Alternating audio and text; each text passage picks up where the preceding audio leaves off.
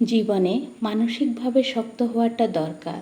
আপনার ভেতরটা যতই নরম হোক না কেন, বাহিরে বোঝাতে হবে আপনি একজন শক্ত মানুষ। শক্ত হতে না পারলে আপনাকে প্রতিনিয়ত ঠকতে হবে। নিজের ভেতর আত্মসম্মানবোধ, ইগো কিংবা মূল্যবোধ থাকা উচিত। খেয়াল করলে দেখবেন যারা ঠকে যায় তারা বরাবরই নরম মনের মানুষ। সব কিছুই প্রকৃতির ওপর ছেড়ে দিতে নেই, কিছু বিষয় আপনার নিজেরও প্রতিশোধ নেওয়ার দরকার আছে। যে আপনাকে যতটুকু অবহেলা করে, কষ্ট দেয়, তাকেও সেই পরিমাণ অবহেলা কিংবা কষ্ট ফিরিয়ে দেওয়া উচিত। জীবনে ভালো থাকার জন্য হলেও একটু কঠোর হওয়া দরকার। জীবনে কিছু সহজে পেয়ে গেলে মানুষ মূল্য দিতে জানে না।